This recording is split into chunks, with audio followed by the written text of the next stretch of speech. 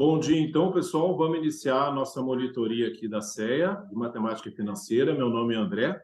Eu vou estar com vocês aqui nesta manhã. Eu tenho aí 2 anos de experiência aí no mercado financeiro. Trabalho aqui no time do Itaú, na área de investimentos do IO. E vou estar nessa manhã com vocês aqui apoiando aí nas dúvidas e eventuais, reforçar alguns conceitos que vocês aprenderam aí durante a semana com o Davi, tá? Então, nós vamos colocar aqui agora a primeira questão, vocês resolvam, e na sequência a gente resolve em conjunto aqui, usando a calculadora e tirando aí eventuais dúvidas, tá bom? Então, boa aula para nós e vamos juntos, tá?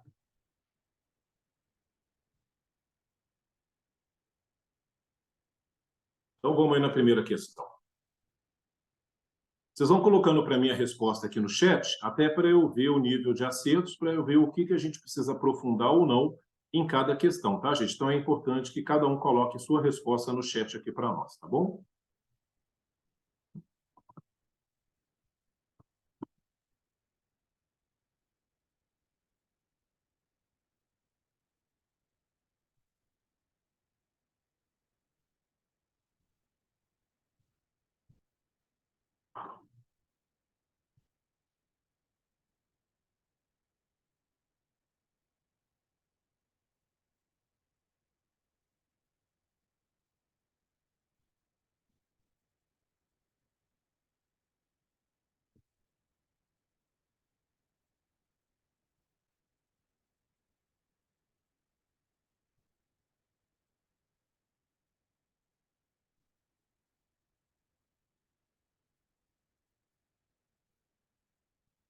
Ok, Gustavo.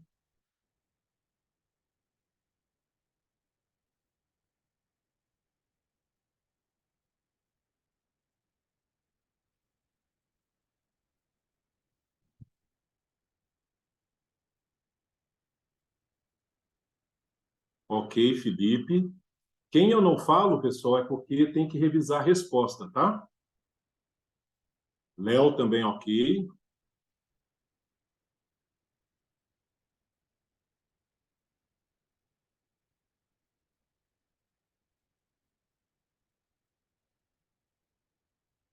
Nós estamos com 15 participantes, tá bom?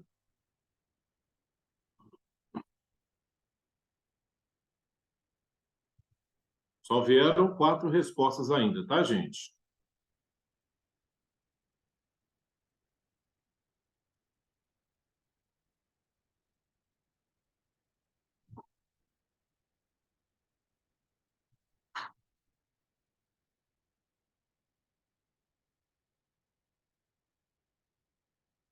Quem mais, pessoal? Boa, Lucas.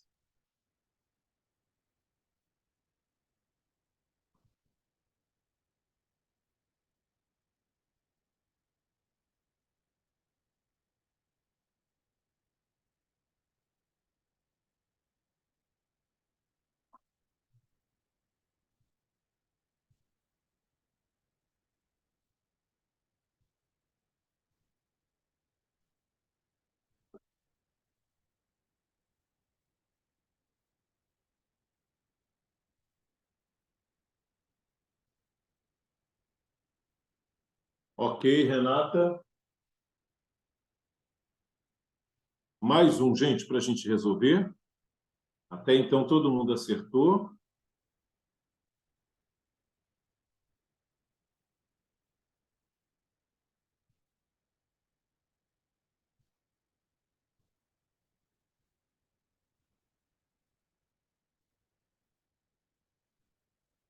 Então, vamos fazer juntos esse, pessoal? Bora lá. Então, o primeiro ponto é qual o valor das 10 parcelas de um financiamento de 12 mil a juros de 1% ao mês e com uma entrada de R$ 4.000, tá? Então, a resposta correta é a nossa letra C, C de casa, 844. E a gente vai resolver juntos aqui esse exercício, ele é muito simples. Então, primeiro, o financiamento ele é de 12 mil, só que foi dada uma entrada de 4. Então, na verdade, nós estamos financiando R$ 8.000. Lembrando de colocar o CHS, porque esse termo ele tem que ser negativo aqui no PV. E é isso, já que a gente está fazendo o financiamento. Então, a gente tem aqui, a gente pode colocar, se a gente não colocar o negativo no valor do financiamento, a parcela vai dar negativa, tá? Então, também daria na mesma, mas um dos dois tem que estar como negativo. Então, eu vou botar negativo aqui no PV, os 8 mil. Nós vamos financiar em 10 parcelas, então 10 N's. E 1 é a taxa. Então, eu ponho o I e pergunto aqui o PMT. Quando ele calcula o PMT, ele me dá o 844,65. Se eu não tivesse colocado o negativo lá no 8 mil, aqui daria uma parcela negativa, que também está tudo ok. Significa que eu estou pagando, né? Que eu estou desembolsando a parcela. Então, não tem problema nenhum se você não tivesse colocado lá no início, tá bom? Alguma dúvida aqui, pessoal? Podemos seguir? Esse foi fácil, né? Ok. Então, bora para o segundo. O segundo, a gente vai fazer um exercício de fluxo de caixa não uniforme para a gente poder calcular VPL, tá? Podem fazer.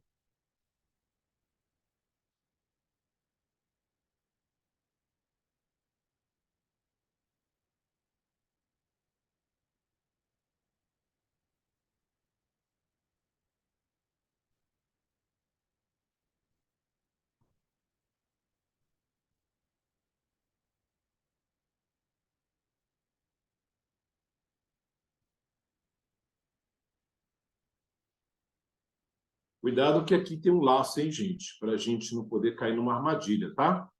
Tem uma armadilha feia aqui e muita gente cai. Importante ficar atento aí no fluxo gerado, tá bom?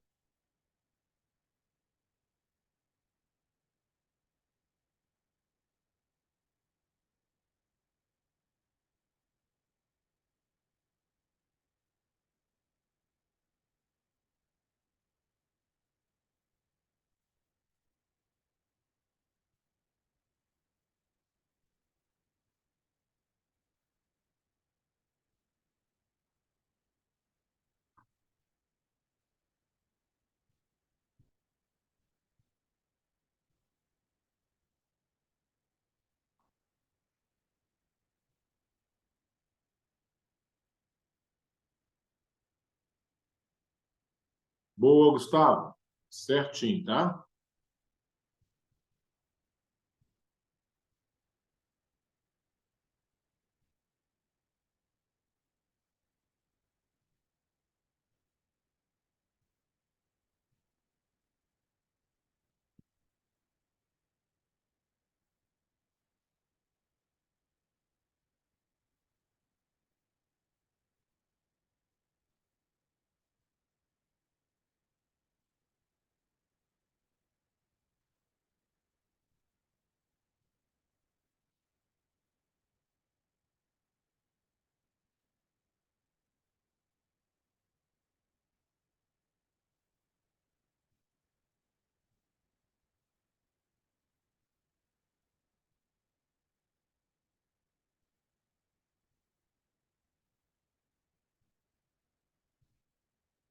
Ok, Sávio.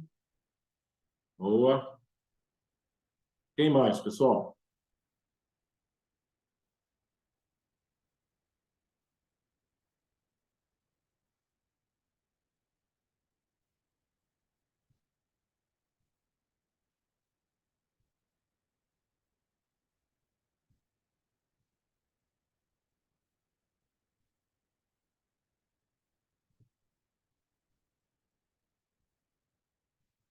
Boa, Léo.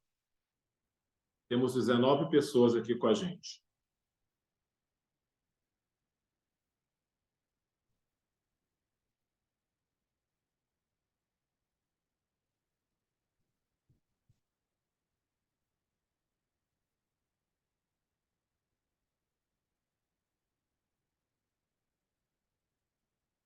Renata, bacana. Boa. Bem que você pediu um momento, né?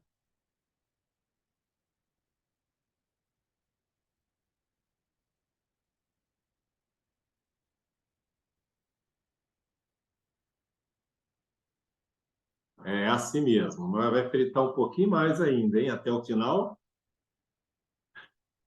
Mas é muito bom.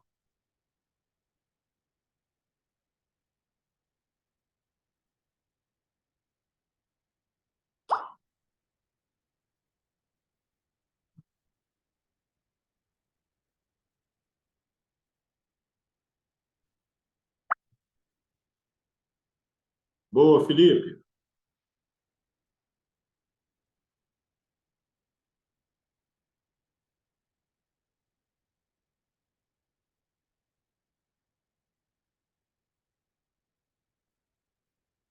Vamos fazer juntos, gente, esse exercício? Já tivemos aqui algumas respostas corretas, outros não subiram.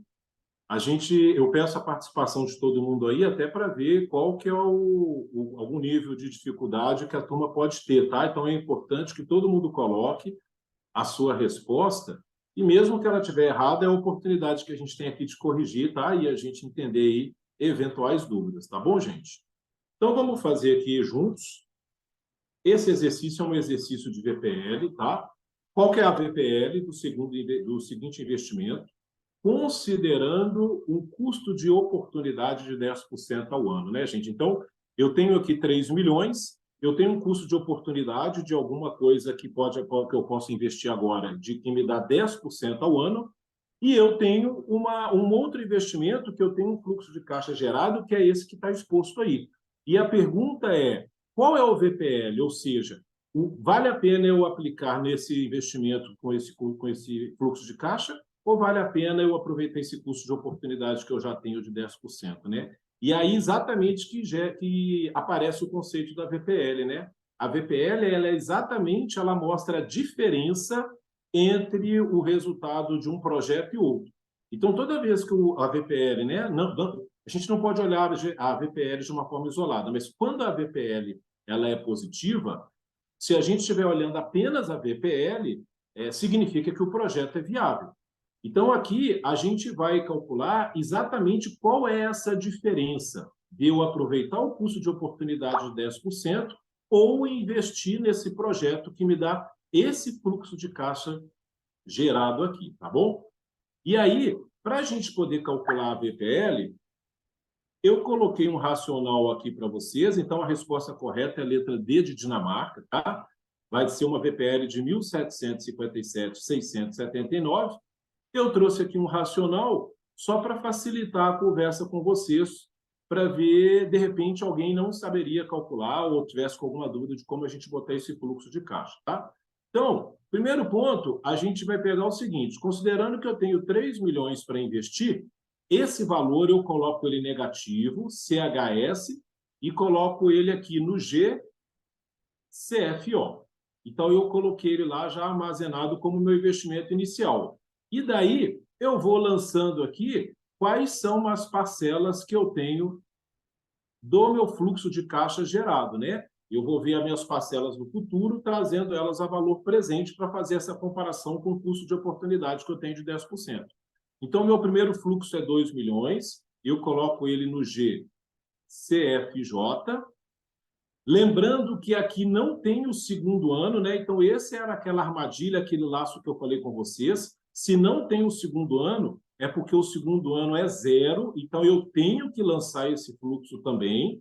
Quem esquecer de lançar esse fluxo, ele erra a questão e vai dar como letra A a alternativa correta. Então, não pode esquecer de lançar o segundo ano, e como não tem o segundo ano, a gente lança como zero, tá? O terceiro ano foi de 1.500.000. Então, G, CFJ. O quarto é de 2.100.000, G, CFJ. E o terceiro é de 300.000 negativo, CHS, G, CFJ. E o último fluxo é de 1 milhão.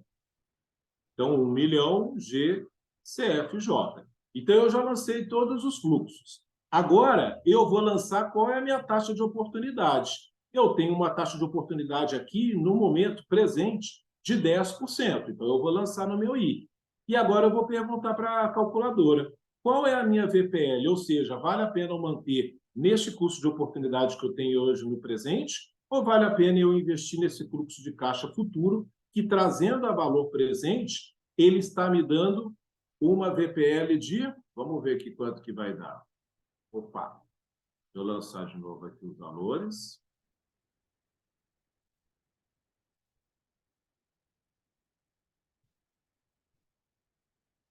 R$ 2 milhões. 0, 1.500.000, 2.100,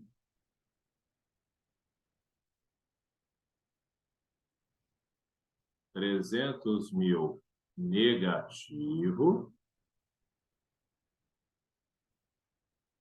e 1 milhão positivo. Considerando a minha taxa ao ano de 10, eu calculo a VPL, deixa eu colocar aqui com 4 casas decimais, já está, de 1.757.679, que é a resposta D de dado, tá bom? Ok aqui, pessoal, tudo bem? Coloquem o ok aí no chat para mim, ou se tem alguma dúvida.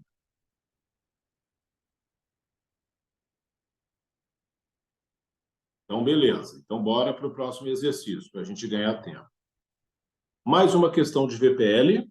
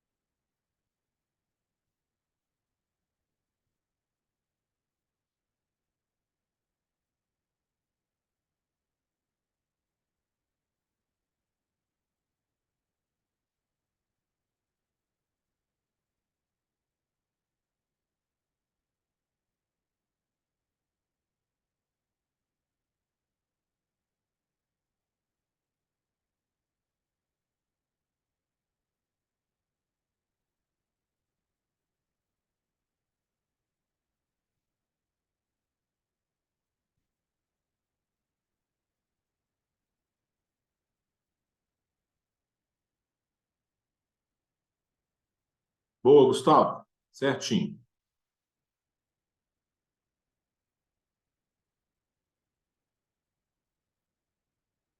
Caitlin, ok também, tá?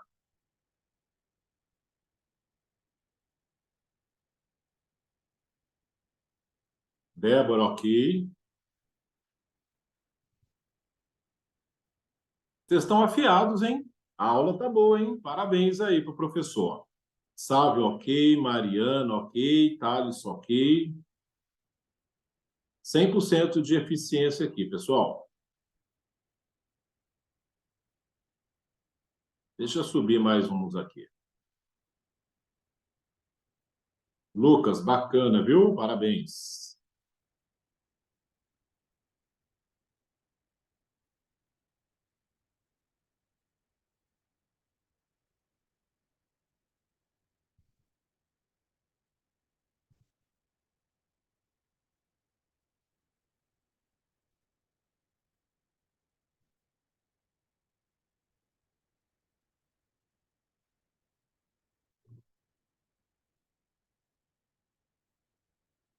Bom dia, Poliana.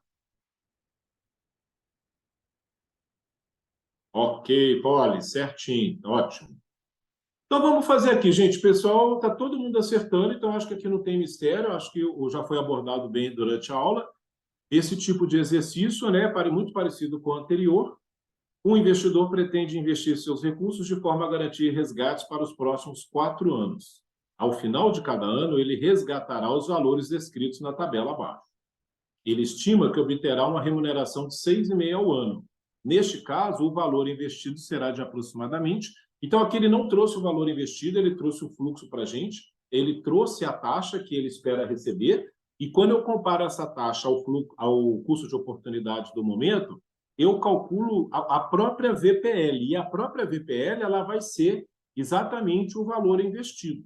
Então, nesse caso aqui, a gente tem uma resposta correta, que é a letra D, 94.86373, e pegando um pouquinho racional, o que eu vou fazer?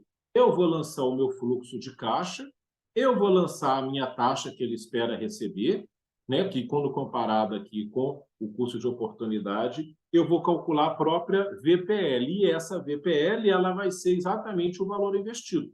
Então, aqui, quando eu pego meus 10 mil, o primeiro, vamos lançar o fluxo de caixa aqui, 10 mil, GCFJ, 20 mil, GCFJ, 35 mil, GCFJ, 50 mil, GCFJ. Agora eu vou lançar a minha taxa, que é a taxa esperada no meu I, e vou calcular o VPL. A VPL que eu calculo aqui, ela representa exatamente o capital investido, 94.863,70 e vamos aumentar aqui a casa decimal, 73, tá bom? Tudo bem aqui, pessoal?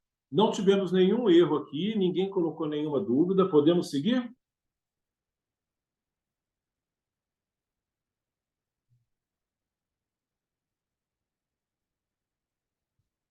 Ok.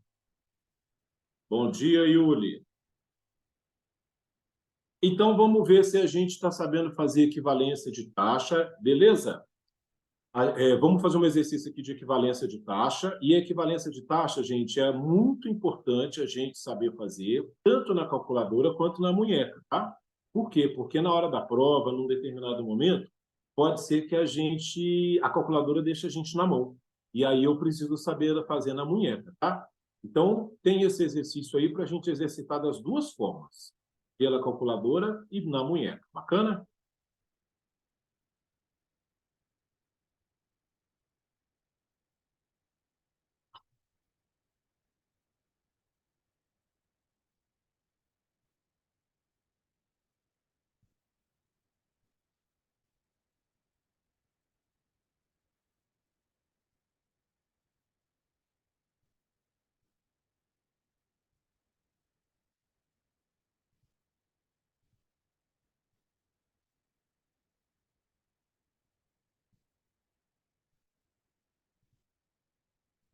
Boa, Felipe. Peça das duas formas, tá? Importante.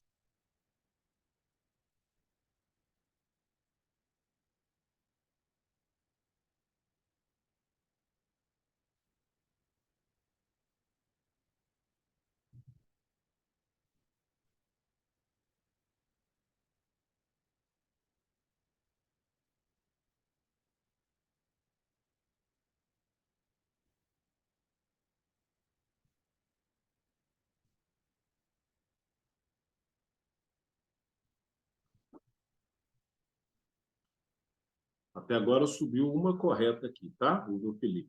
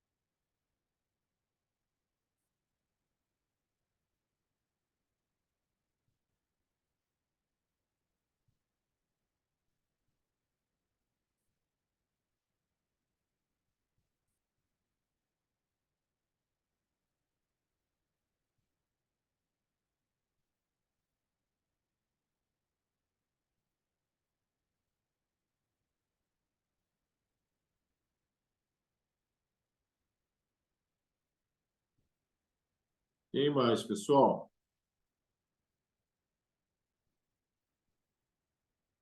Quem não mandou a resposta correta, eu já estou pedindo aqui para revisar, tá?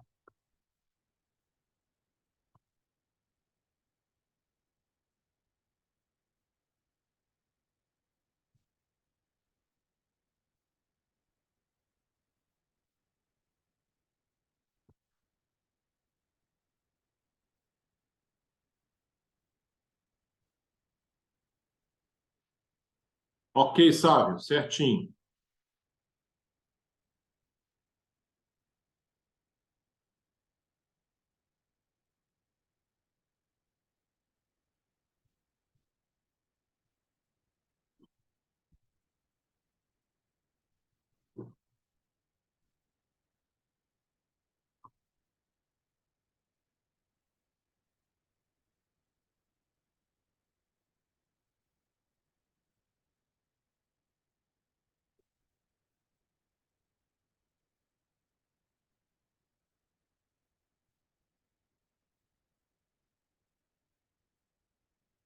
Ô, Kathleen, você mandou a letra V.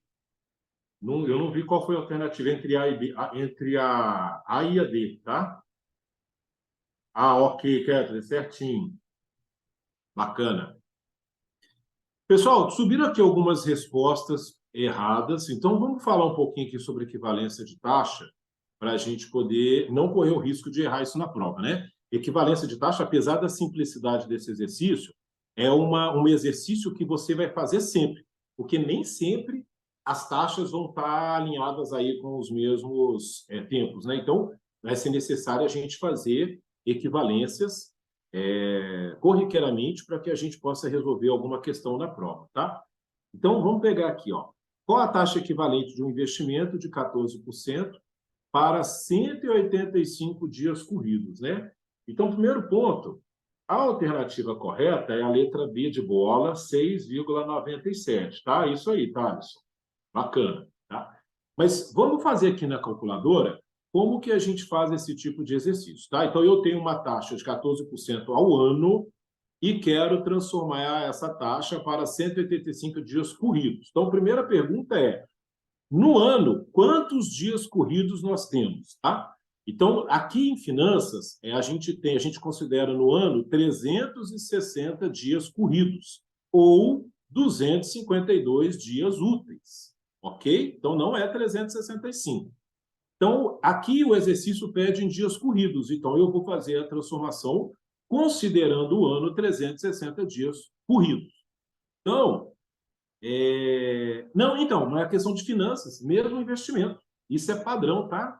Ah, não, mas ok, Jerônimo, você falou certinho, são dias úteis, mas aqui ele está pedindo dias corridos. Se ele não tivesse falado, você deveria sim considerar em dias úteis, tá? Mas aqui ele está falando em dias corridos. Então é bom vocês entenderem que existe sim um padrão de dias úteis, vocês estão certíssimos, mas o exercício quer em dias corridos. Ele falou isso aqui. Então a gente bora e a gente muda aí a questão do raciocínio, tá? Então acho que é por isso que vocês erraram, mas não tem problema não. E aí o que, que a gente vai fazer? Eu vou pegar a minha taxa que eu tenho, que é de 14% ao ano, e eu vou, um ano em dias corridos, ele tem 360 dias. Ele pode, olha só, se não falar nada, Mariana, não falou nada, nós vamos considerar dias úteis, tá? Tá certinho. Mas se ele falar que quer dias corridos, nós vamos trabalhar com dias corridos, tá bom? E aí, o que, que eu vou fazer, então? Eu vou pegar os meus 14% ao ano que eu tenho, eu vou pegar 14% ao ano. O ano em dias corridos são 360. Então, eu vou pegar meu prazo de 360 e botar no N. Então, eu tenho 14 no I e 360 no N. E eu quero saber 185 dias R/S. Quando ele calcula para mim, ele vai me dar lá 6,9653, ou seja, 6,97 quando a gente considera com duas casas decimais. Então, repetindo, o que, que eu tenho? 14% ao ano. Quantos dias corridos tem um ano? 360 dias, é o meu prazo. Então, eu tenho 14 e tenho o prazo 360. O que, que eu quero? Eu quero 185. R/S, e a gente calcula 6,97. Então, aí que foi o erro de vocês, tá? Então, para ficar atento, que se o exercício pediu o dia corrido, a gente vai trabalhar com dias corridos. E, normalmente, a resposta que a banca espera que vocês errem vai estar lá na questão para vocês, tá? Repetir a fórmula na HP programada. Ok. Então, vamos lá na HP de novo. Eu coloco aqui em cima no I e no N o que eu tenho. E no R/S eu coloco o que eu quero. Então, o que, que eu tenho? Eu tenho 14% ao ano. Então, eu vou botar o 14 no I. É o que eu tenho de taxa. Só que esse 14% é ao ano. Eu posso expressar o ano em dias, eu posso expressar o ano em meses. Só que aqui, como ele está falando em dias corridos, então, se o ano ele tem 360 dias corridos, eu considero que ele tem uma taxa de 14% num prazo de 360 dias corridos, ou seja, 14% ao ano, tá? E aí, Eu quero saber o quê? Eu quero saber em dias, em 185 dias corridos. Então, eu pego o 185 e coloco no R/S e ele me dá prontinho aqui a minha taxa em 185 dias corridos. Essa forma que eu fiz é a forma da calculadora. E agora a gente vai fazer na munheca, que é exatamente o que vocês estão me pedindo aqui no exercício, tá? Então, na calculadora, ficou alguma dúvida, pessoal? Coloquem aí para mim no chat. Alguma dúvida na calculadora? Agora nós vamos fazer transformando em fator. Calculadora, ok?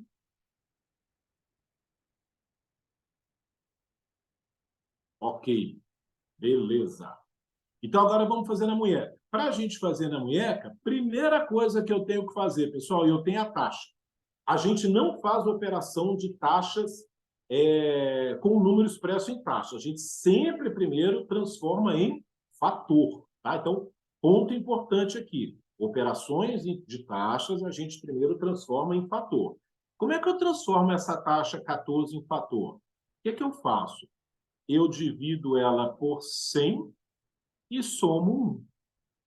Então, esse é o fator da taxa de 14%. Ela dá 1,14.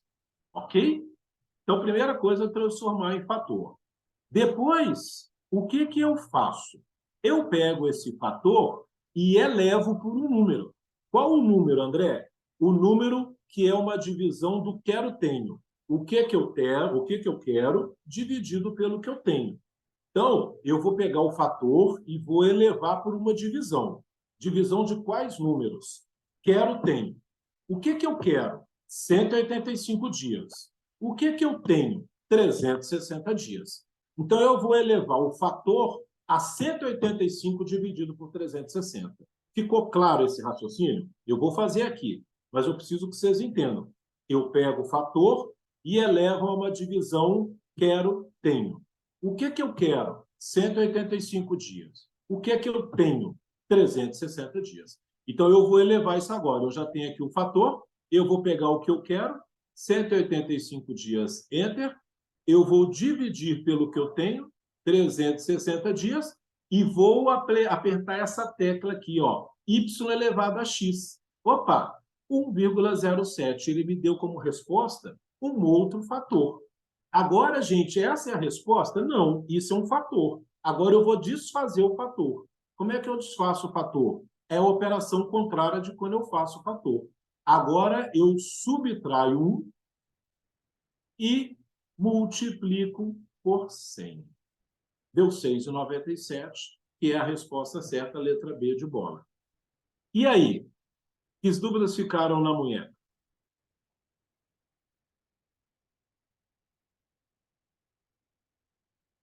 O cálculo é bem simples, a dúvida aqui acredito que tenha sido a situação dos dias. Boa. Pois a questão fala, beleza, ok, Jerônimo, obrigado, viu? Esse tipo de questão, gente, só para ficar bem claro, a questão não está mal formulada, é porque ela disse que ela quer em dias corridos, e a gente já foi numa tendência de buscar dias úteis, né? Porque foi ensinado assim. Mas a questão pode pedir em dias corridos, isso pode acontecer, então fiquem atentos para a leitura do que o exercício está pedindo, tá bom? Sobre o cálculo na munheca, alguma dúvida, algum ponto? Querem que repita aqui alguma coisa?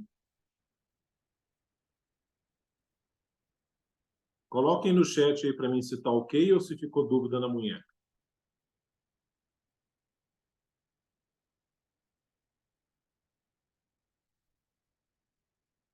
Não quero ninguém com dúvida, hein, gente? Tá ok, confundiu, ok, Gustavo também falou. Quem mais?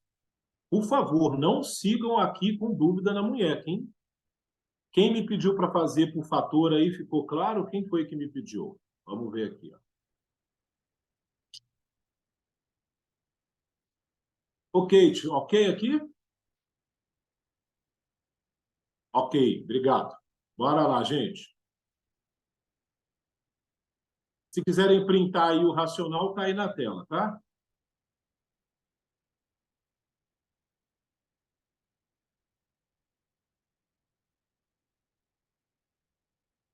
Bora para o quinto exercício.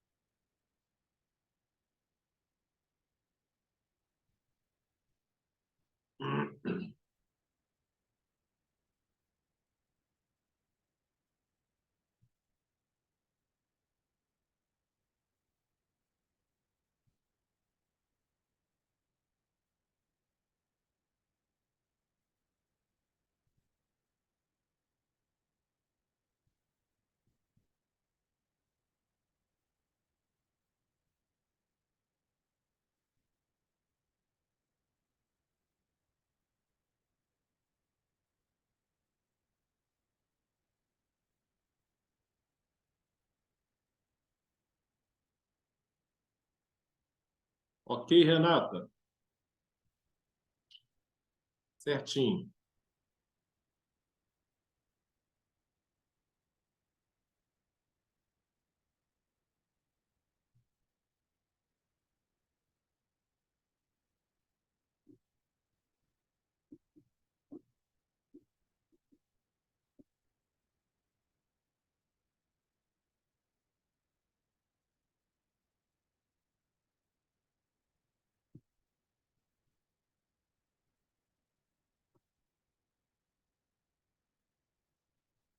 Ok, Léo.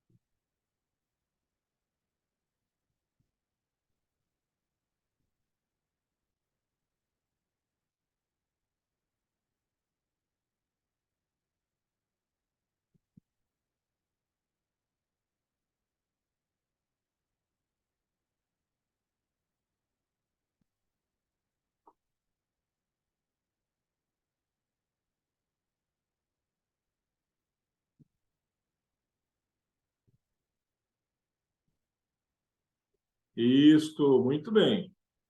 Bacana? Agora sim, Kate.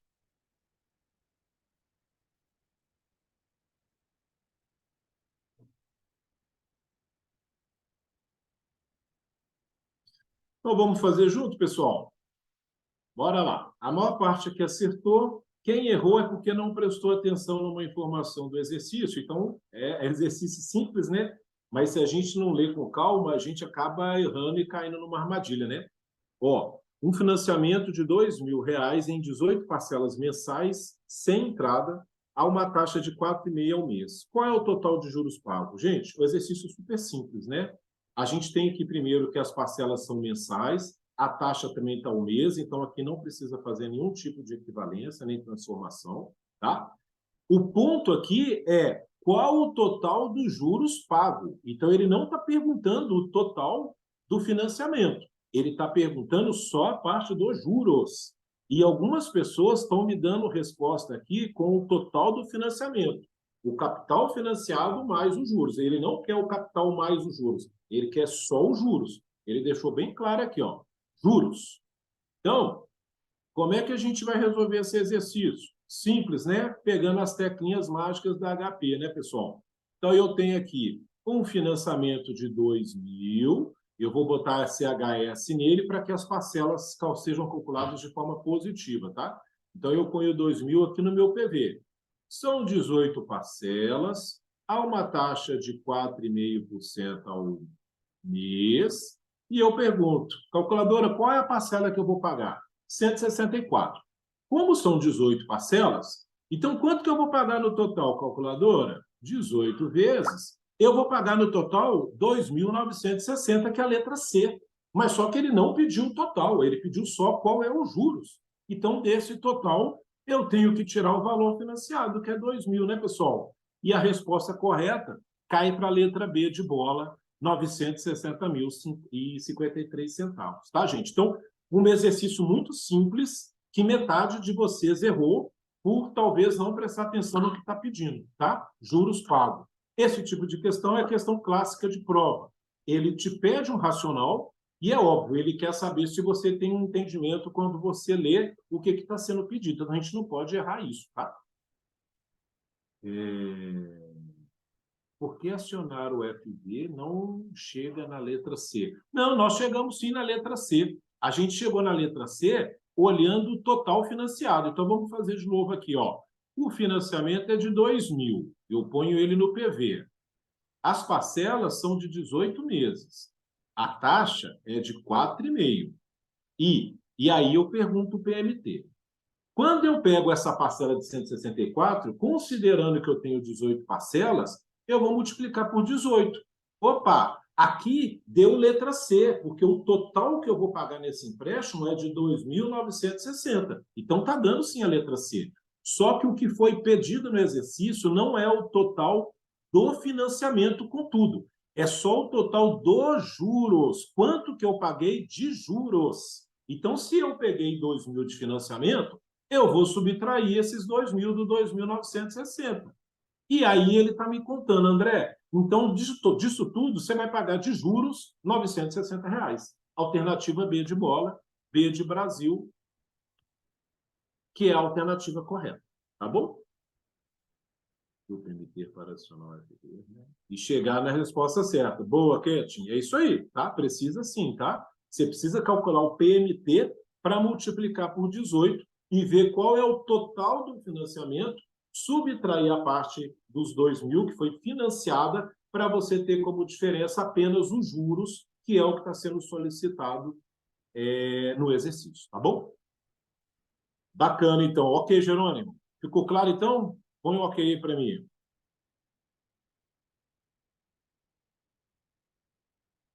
Beleza. Gente, exercício simples, tá? Esse. Bora para o 6. Mais um de fluxo de caixa aí. O Davi me contou que vocês adoram o fluxo de caixa, então eu falei, opa, então vamos colocar aqui TIR, VPL, tudo para eles calcularem, para eles brincarem.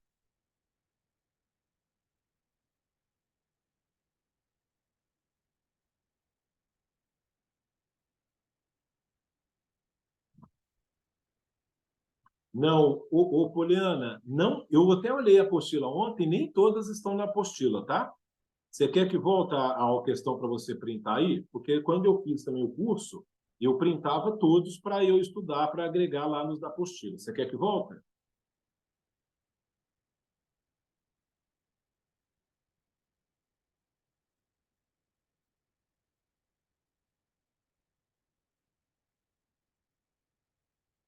Ah, então beleza.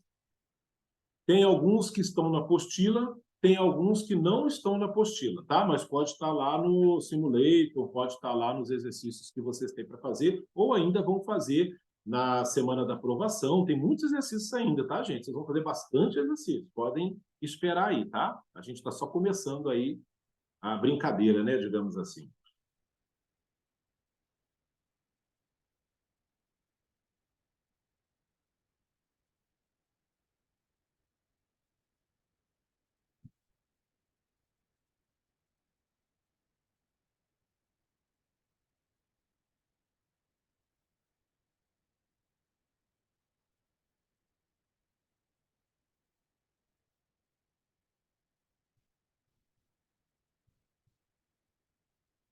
Ok, Léo.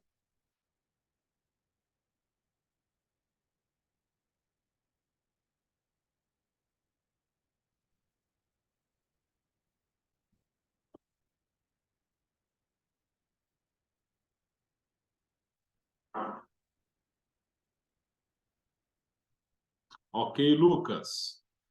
Isso, Gustavo, certinho, tá?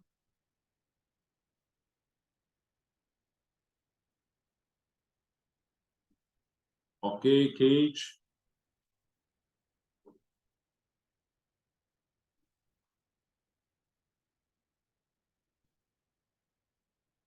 Esperar mais um minuto.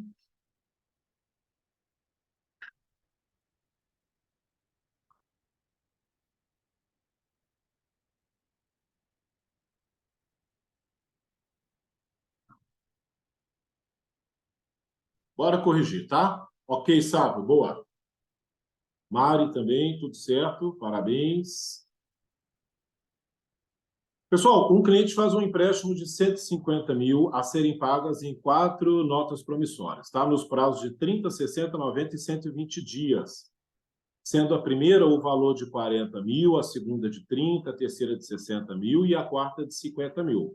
Qual é a taxa dessa operação? Ou seja, qual é a taxa de retorno dessa operação? Ou seja, qual é a TIR desta operação, tá?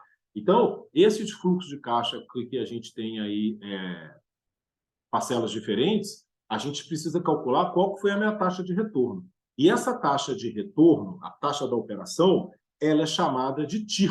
E vocês viram a TIR aí com o Davi, tá? Então, aqui é um exercício para a gente poder calcular a TIR dessa operação.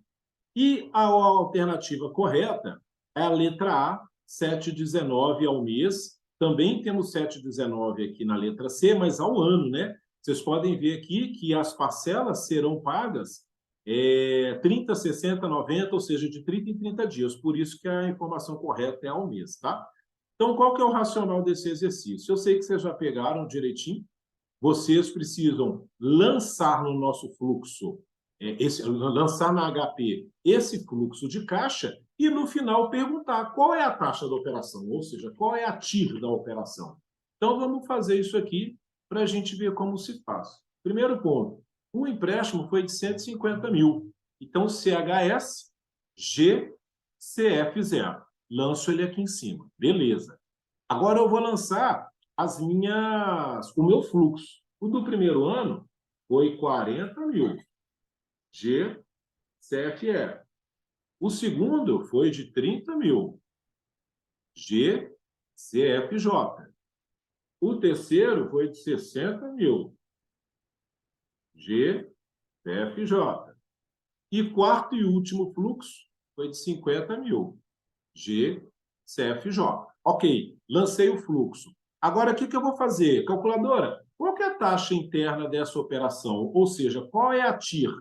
FV. Porque a gente tem aqui em cima o IRR, que é a tecla da TIR. Opa, 7,20.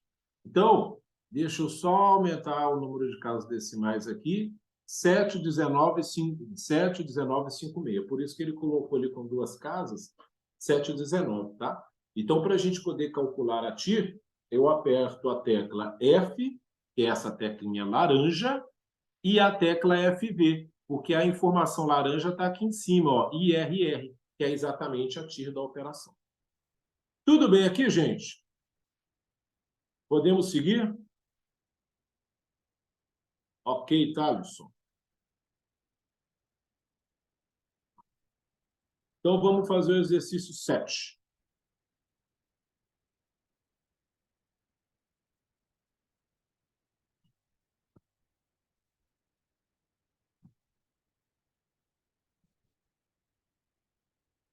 Descansar um pouquinho de cálculo, né, gente?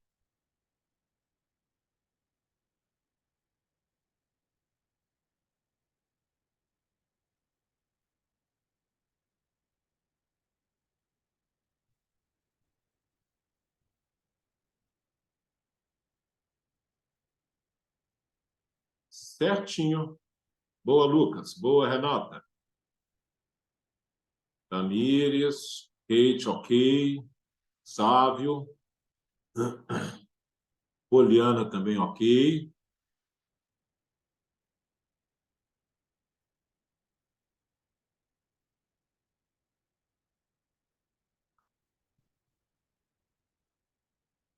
Quem mais? Léo, ok.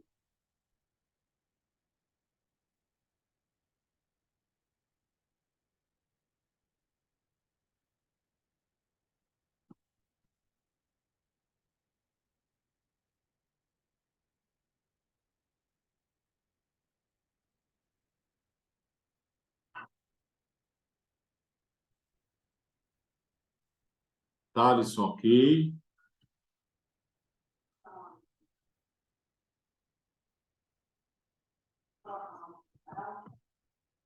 Então, vamos falar dessa questão, pessoal. Tivemos 99% de acerto, viu? Parabéns aí para vocês, tá? Então, ó, em caso de elevação de taxa flutuante de câmbio, sem intervenção do Banco Central, é de se esperar que haja, né, gente? Então, primeira coisa, gente, política cambial é uma estratégia do Banco Central aí que ele utiliza para intervir aí na economia através do câmbio, né? E quando ele atua de uma forma flutuante, o preço da moeda nacional ela varia livremente. Então, quando ela varia livremente, o Banco Central não intervém com a sua política, ele não intervém. E toda vez que o Banco Central não intervém, as nossas reservas elas ficam inalteradas. Então, toda vez que o Banco Central não intervém, as reservas internacionais ficam inalteradas. Então, considerando isso, não é a letra B e não é a letra D de dado, porque aqui ele está falando de aumento ou de redução das reservas internacionais. E como o Banco Central não interviu nessa taxa flutuante, não há alteração de reservas. Então, a gente fica entre A e B de bola, tá? E aí eu pergunto para vocês, gente, com a elevação da taxa de câmbio, o que acontece com a moeda local? Ela valoriza ou ela desvaloriza, né? Então, a própria informação do exercício já está falando uma elevação do câmbio. Se o câmbio subiu, é porque a moeda estrangeira ficou mais forte. E se a moeda estrangeira fica mais forte, de uma forma diretamente, ela vai impactar a moeda local. Então, se a moeda estrangeira fica mais forte, a moeda local fica mais fraca. Ou seja, a moeda local ela se desvaloriza. Por isso que a alternativa correta é a letra C de casa. Desvalorização da moeda local. Por quê? Porque houve uma elevação do câmbio, ou seja, um fortalecimento da moeda estrangeira. Tá bom? Então, aqui praticamente todo mundo acertou. Isto, boa. Show, Mari. Tudo bem, gente, aqui? Então, vamos para mais uma de cálculo. Alguém quer printar aqui a questão?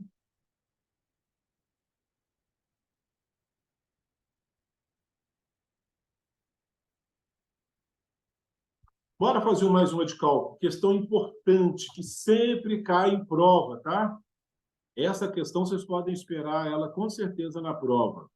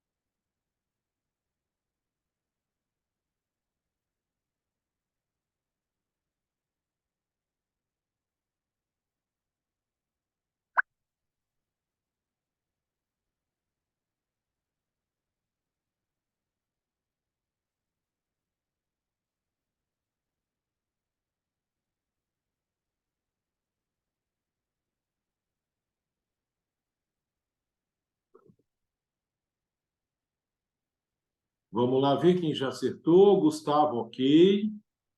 Até agora subiram só duas respostas, uma ok, tá? O Gustavo tá ok.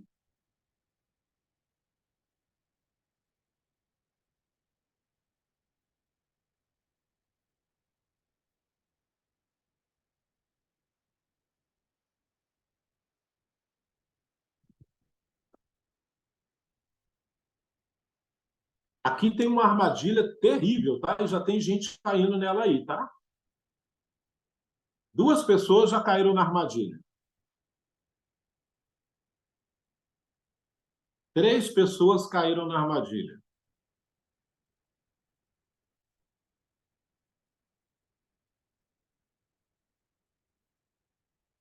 Gustavão tá atento a essa armadilha, hein?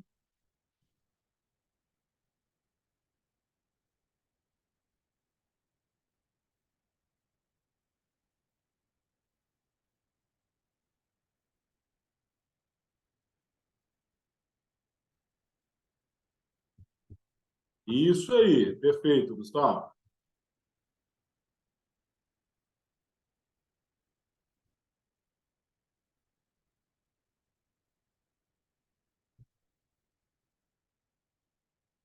Ok, Mari, boa.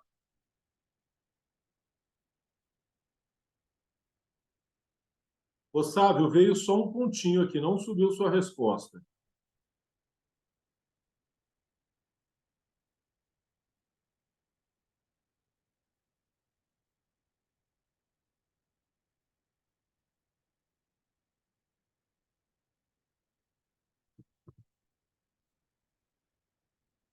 É isso aí, Jerônimo. Você está me perguntando ou afirmando?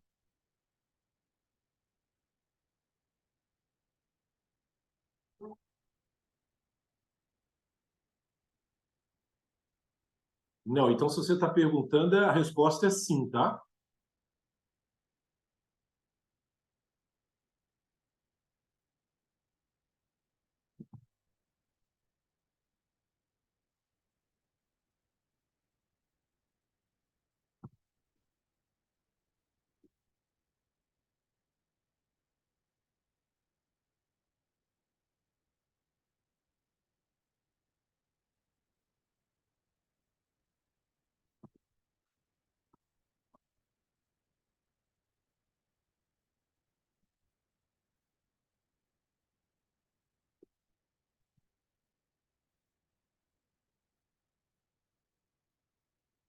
Vamos fazer junto esse exercício, gente? Tem uma armadilha aqui, vocês estão caindo nela. Então é importante que a gente fale disso aqui antes da gente seguir, porque vai ter um outro, tá? Parecido. E aí vocês vão ter oportunidade de colocar aí 100% de eficiência, tá bom? O IPVA de um determinado ano tem um valor total de R$ 3.300 e pode ser pago de 6 parcelas sem juros de 550, sendo que a primeira é paga no ato. Ou, se for à vista, pode ser pago com desconto de 5%. Neste caso, qual é a taxa de juros embutida? Gente, esse exercício desse jeito muda só os números, ele vai cair na prova. Então, sim, tem que saber fazer esse exercício, que é um ponto garantido, tá bom? Primeiro ponto aqui. A primeira parcela é paga no ato. O que significa isso? Gente, põe no chat para mim. Toda vez que falar que a primeira parcela, não estou falando de entrada não, hein? Estou falando primeira parcela é paga no ato, o que eu tenho que fazer na HP? Primeira coisa. Jerônimo já respondeu, ok. Thalisson, ok. Quem mais? Jefferson, ok. Quem mais? Mariana, ok. Então, bora lá, bora recalcular esse exercício, todo mundo, considerando o que vocês me contaram. Tem que colocar o G7, o Beguin. Se não colocar o Beguin, vai dar a resposta errada, que é o que vocês estavam achando. Vocês estão achando a resposta B de bola, está errado. O B de bola, você não considerou o Beguin. Quando tem parcela paga no ato, tem que colocar Beguin. Não colocou, errou. Perdeu a grande oportunidade de garantir mais um ponto na prova. Então, bora calcular aí a resposta certa. Todo mundo me respondeu aqui do Beguim, então, bora lá. Qual é a resposta certa?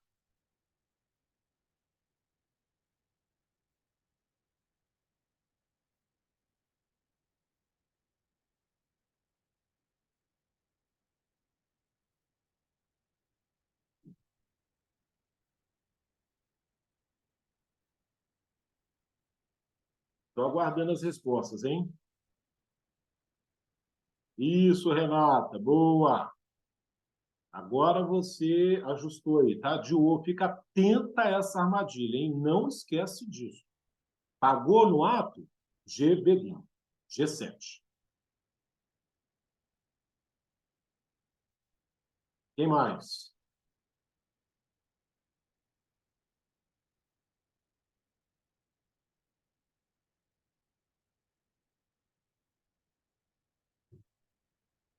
Boa, Sábio.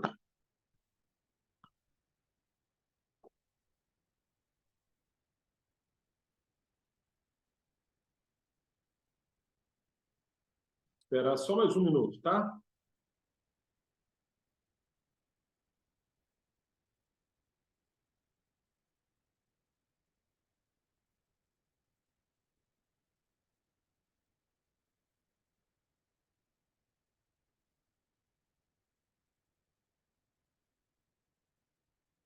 Ok. Então, bora lá, pessoal. Vamos fazer juntos esse exercício aqui. Ó, primeira coisa, então, nesse tipo de exercício, pago no ato GBGIN. Então, já está lá o BIGIN na minha tela. O IPVA do carro é de R$ 3.300, tá? Só que ele pode ser pago com um desconto, se for pago à vista, um desconto de 5%.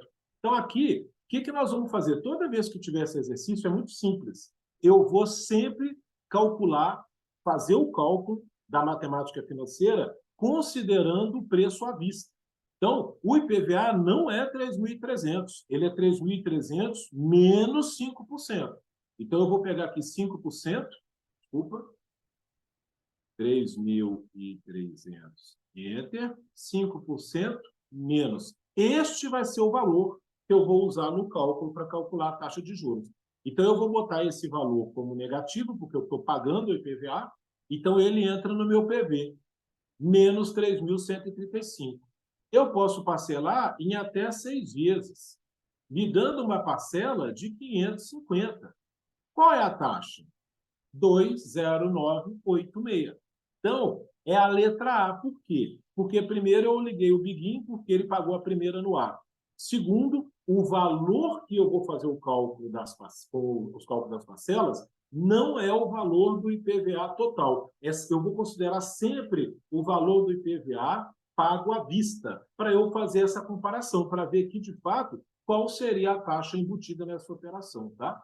Então, é importante que vocês aprendam essa sistemática, porque essa questão cai e é sempre a mesma coisa. Pega o valor, subtrai o percentual se fosse pago à vista, aquele valor eu levo para o PV, tenho o N, tenho o PMT e calculo o meu I. Tá? Então, resposta certa é a letra A, 209, para a taxa desse PVA aqui.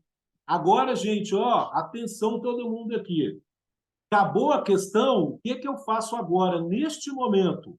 Tira o BIGIN, senão você vai esquecer o BIGIN e vai errar o próximo exercício. Então, acabou o exercício, ó, G8, end, acabou, Zé Fini. Não existe mais BIGIN aqui nessa história, tá? Então, muita atenção. Acabou o exercício, tira o BIGIN, porque senão você vai errar o próximo exercício. E aqui está o racional para que a gente possa calcular esse tipo de exercício. Alguma dúvida aqui, gente?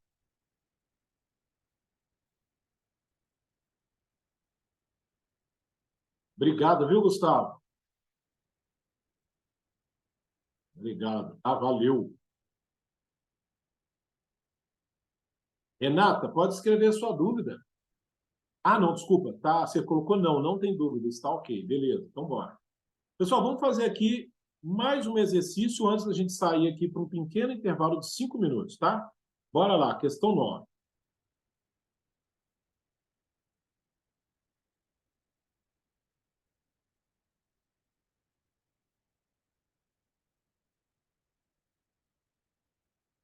Ok, Gustavo. Renato, ok. Mário, ok. Thales, ok.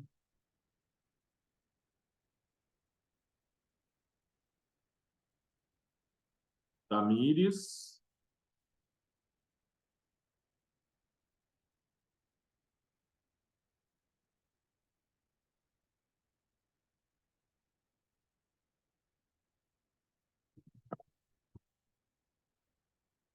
Jerônimo, ok.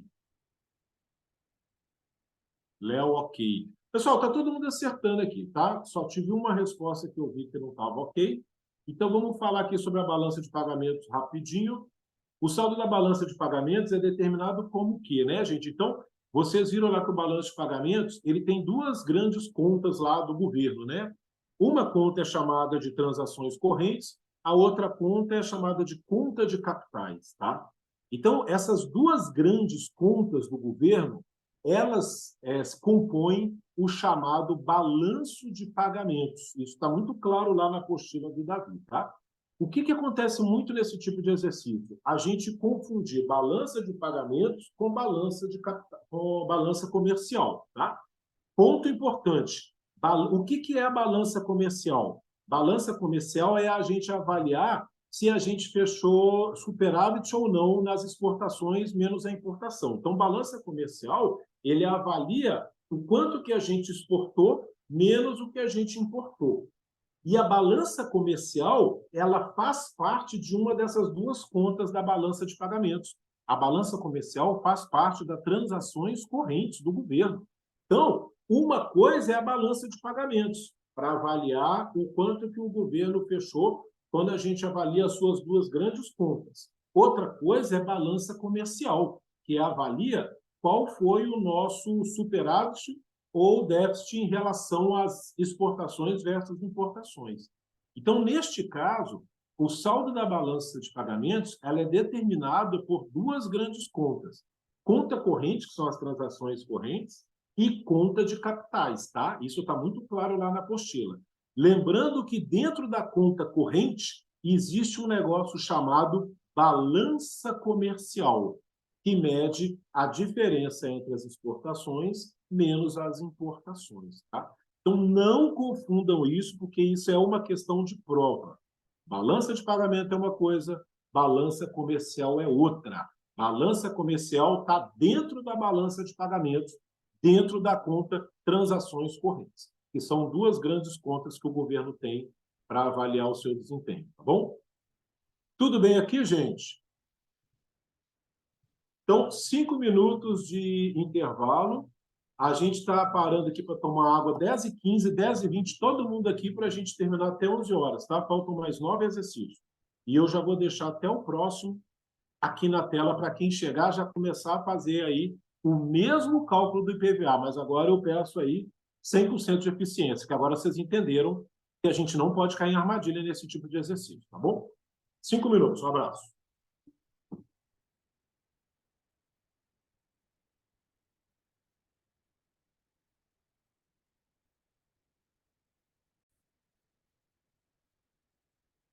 Pessoal, então retomamos aqui a nossa monitoria, tá?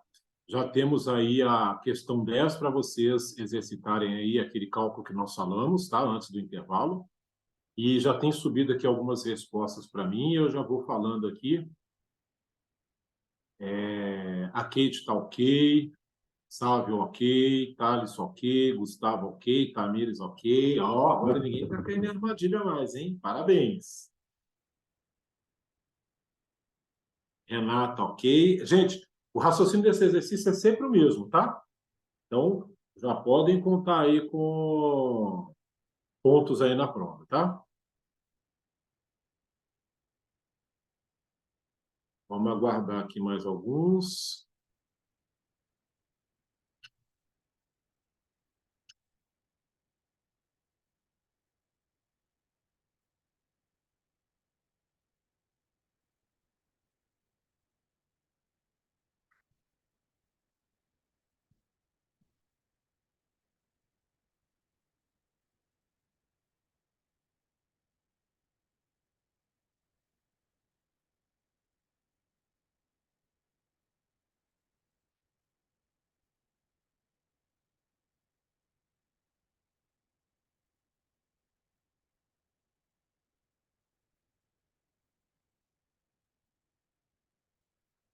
Então, vamos fazer o exercício, pessoal?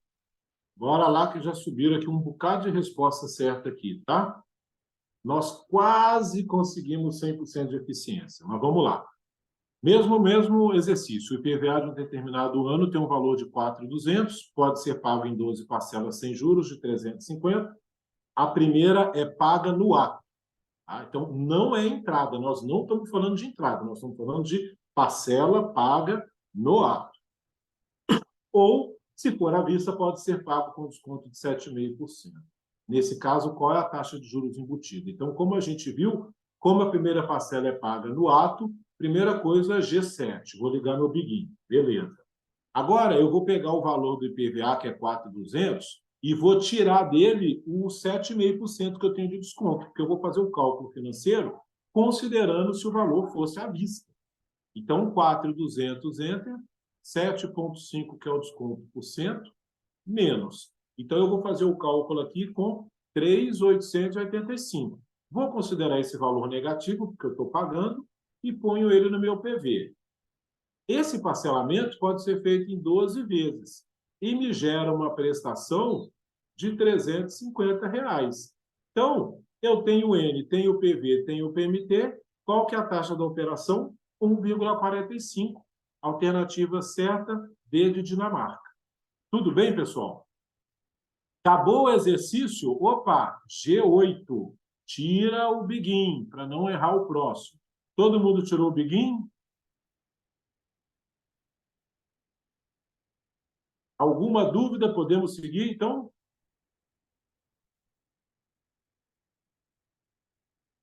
Então, bora.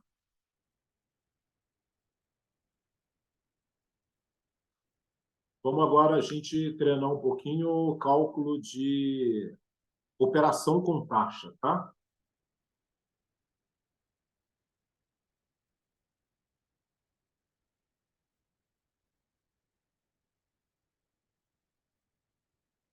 Então, é o que eu falei com vocês, é porque são 18 exercícios, e aí eu selecionei os slides, então não tem problema não está na sequência não, tá?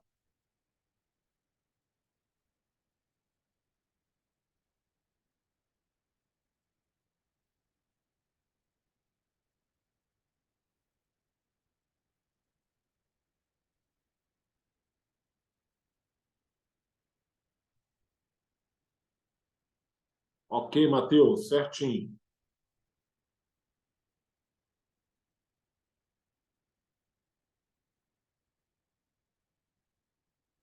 Gustavo também, bacana.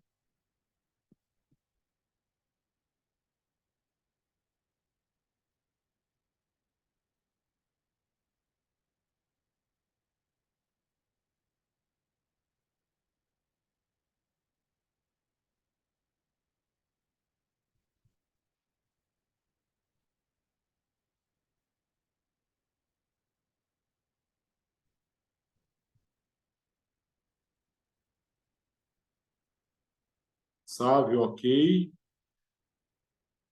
Léo também, ok.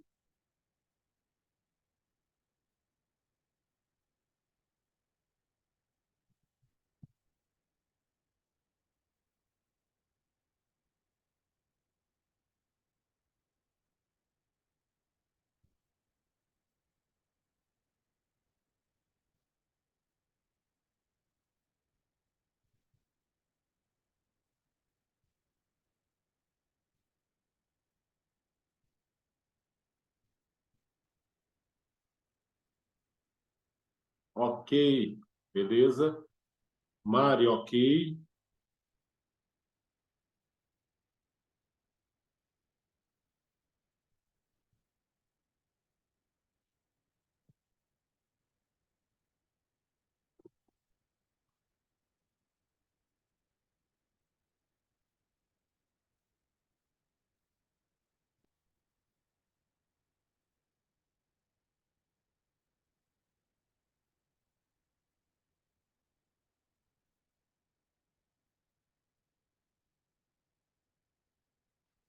Então, vamos fazer esse exercício?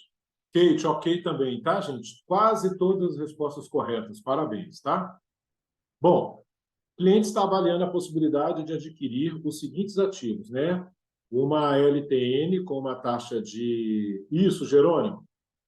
Com uma taxa de 11,50, com o vencimento em 256 dias úteis. Ou um outro título com prazo de vencimento, com o mesmo prazo de vencimento, Tamires, ok, tá? Porém, com uma remuneração IPCA+, ou seja, IPCA mais 6%. Ok também, Alisson, parabéns.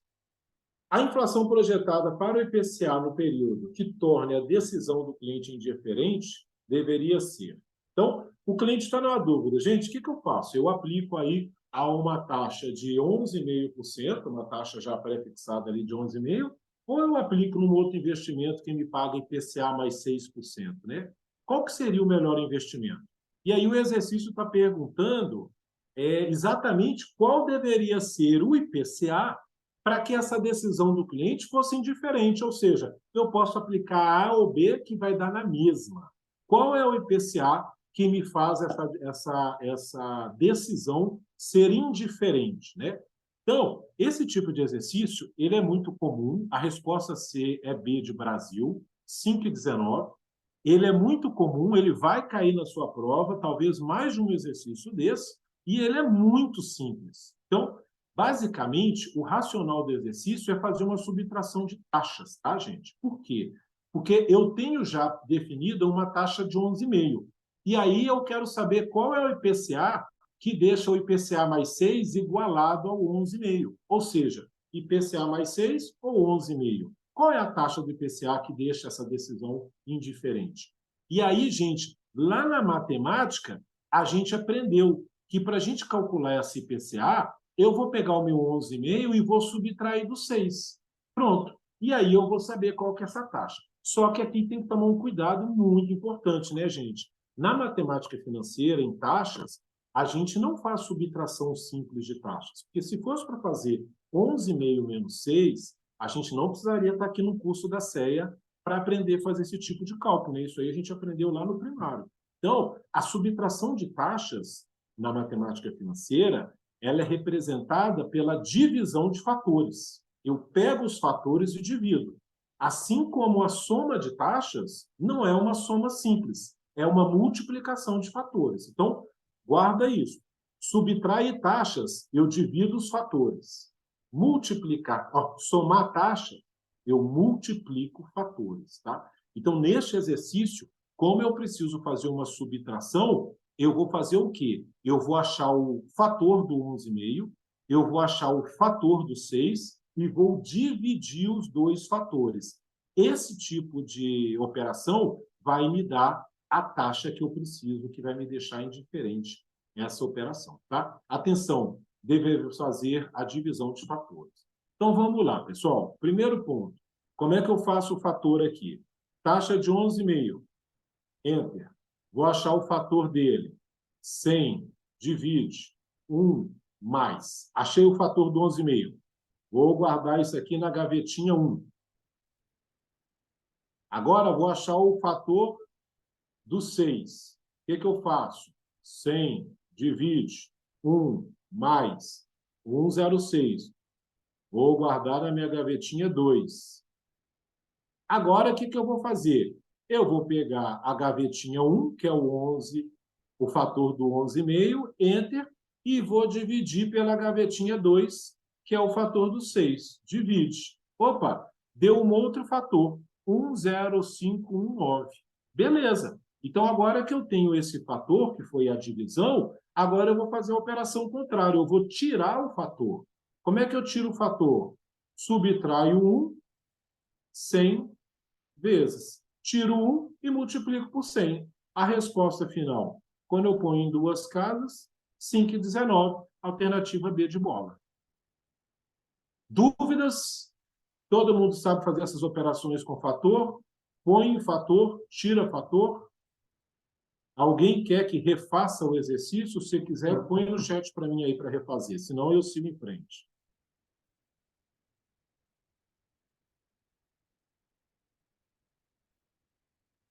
O racional do exercício está na tela. Ninguém pediu? Bora lá.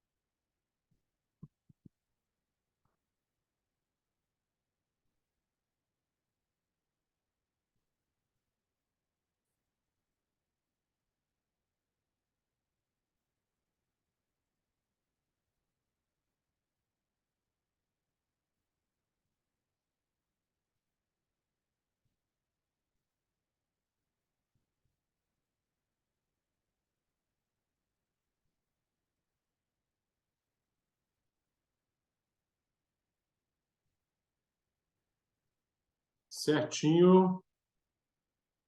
Certinho, Gustavo, Mariana, Léo.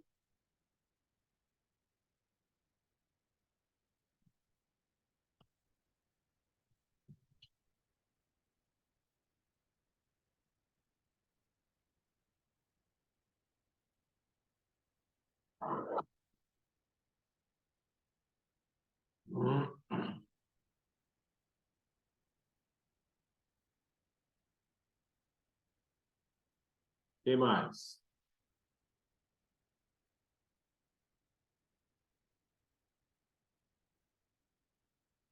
Isso, Jerônimo.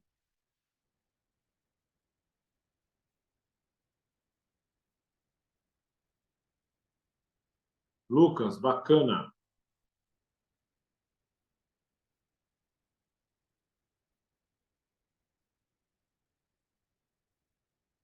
Isso, é porque nós selecionamos alguns exercícios, tá, Mário?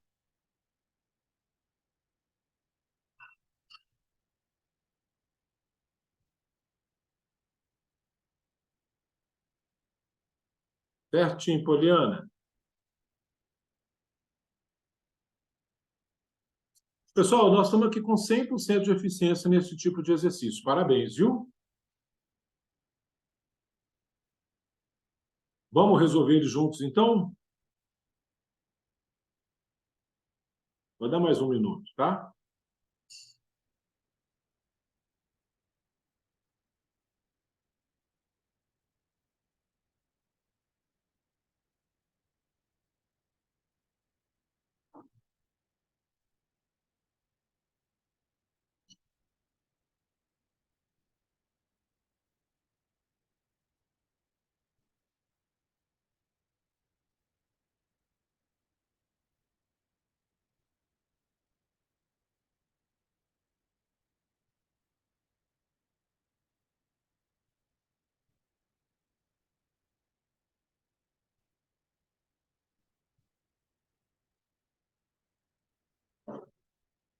Então, vamos lá, gente. Ó, conceito de perpetuidade, né? Perpetuidade.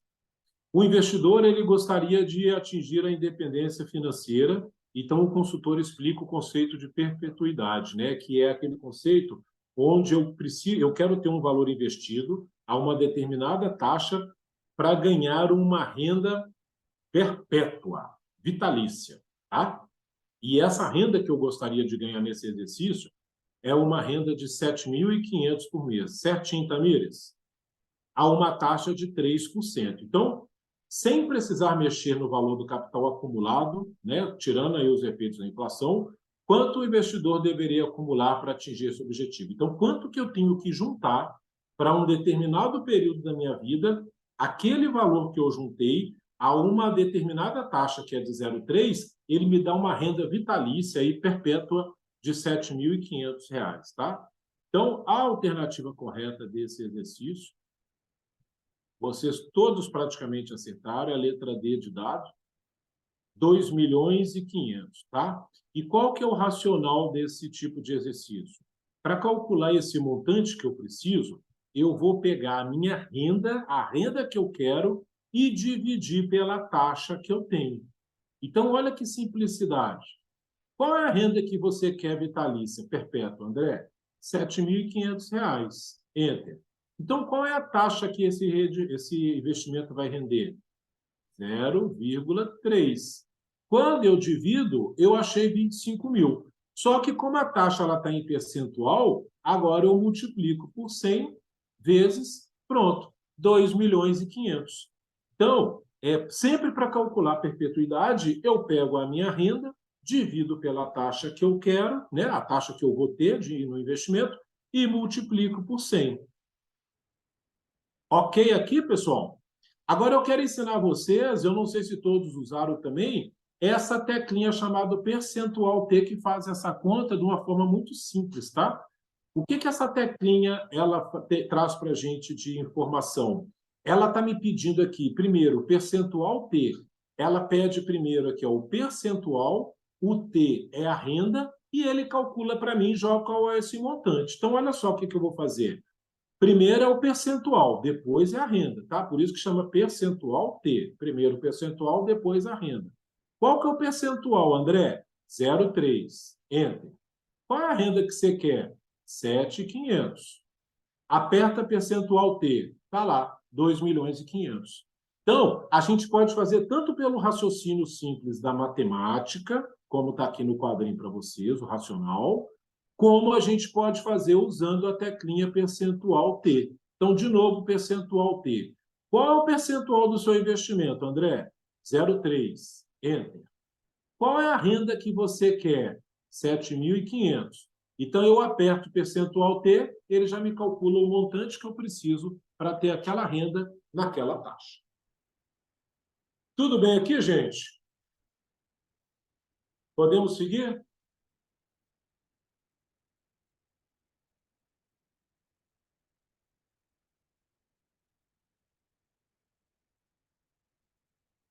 Coloquem OK para mim aí, se está OK.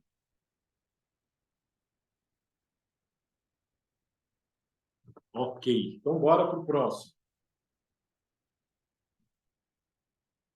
Todo mundo sabia usar o percentual T?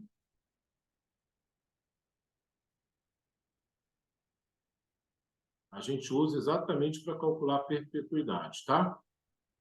OK, Jerônimo. Então, vamos aqui, gente, para o próximo.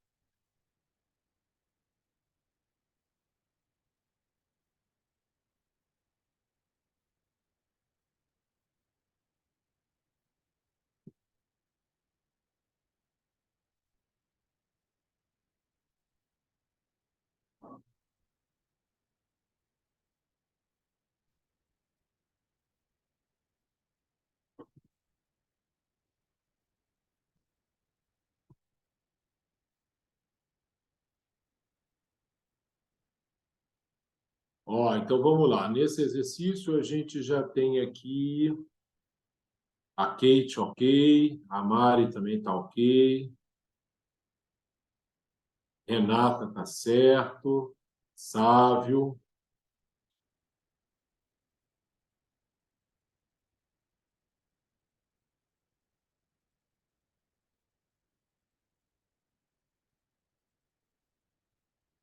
Thaleson OK,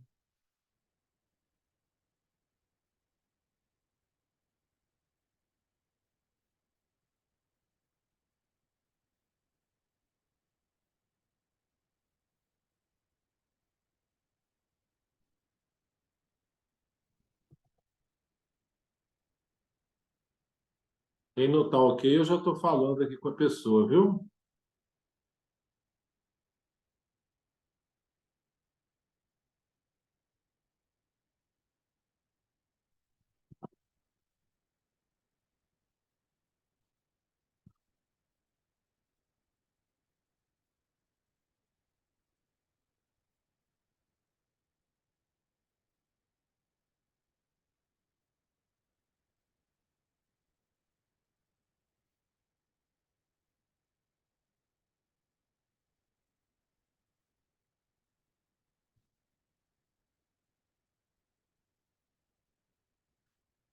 Yuli OK também, tá?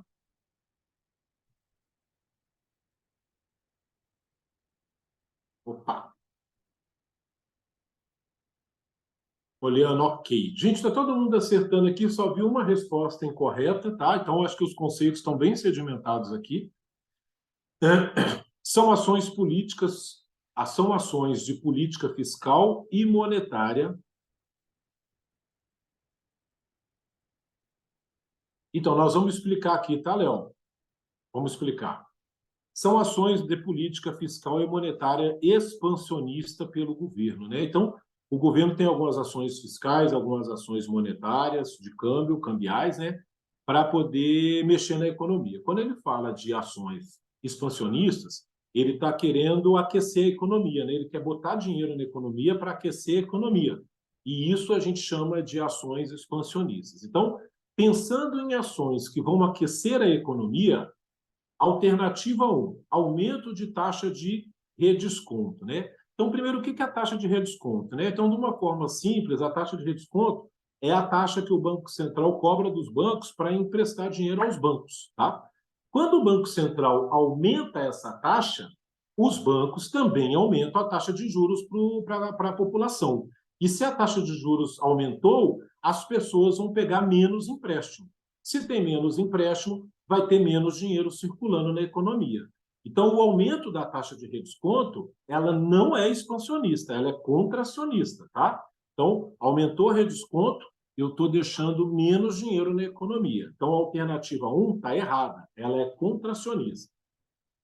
2, corte de impostos. Quando o governo corta imposto, quando ele reduz o imposto, significa que eu pago menos. Então, se o governo cortar meu imposto de renda, eu vou adorar isso, eu vou amar. Se ele diminui a minha cobrança de imposto de renda, sobra mais dinheiro para o André. Se sobra mais dinheiro para mim, eu vou consumir mais. Eu vou comprar mais roupa, mais celular, vou consumir mais em bares. Então, eu aqueço a economia. Então, cortes de impostos são ações expansionistas, porque aquecem a economia. Então, a alternativa 2, ela é verdadeira, ela é expansionista. Tá?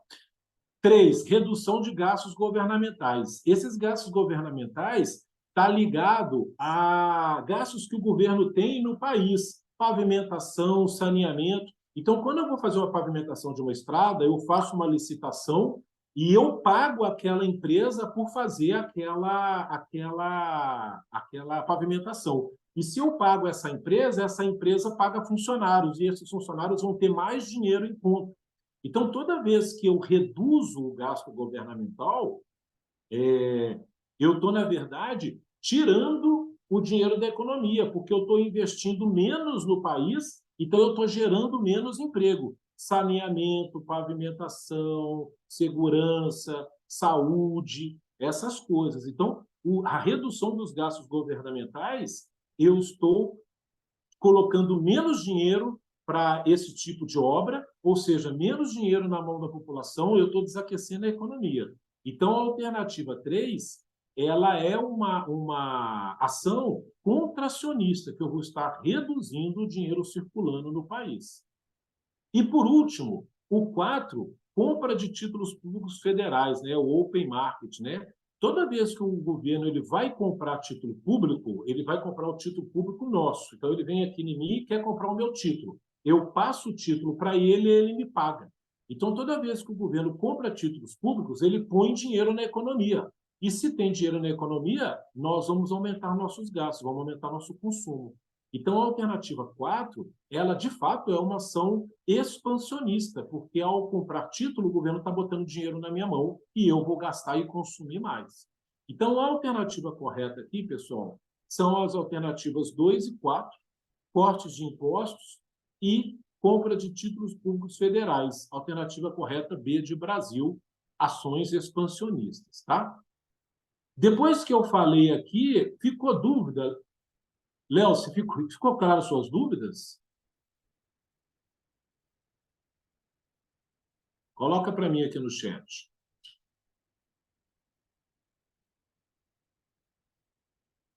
Então, o título público federal, você tem títulos públicos federais. E o governo, quando ele compra seu título, ele pega o título de volta e paga você, Léo. E com o dinheiro na conta, o que você vai fazer? Você vai gastar mais, você vai viajar, você vai comprar vestuários, você vai consumir mais com comidas.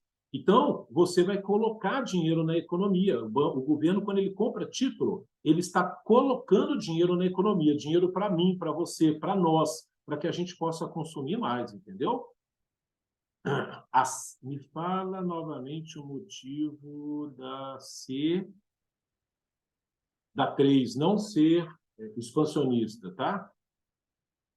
É exato.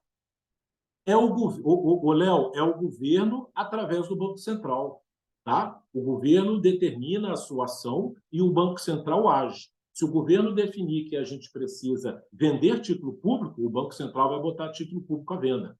Se o governo decidir que precisa comprar título público, o Banco Central que vai executar isso, tá? Beleza?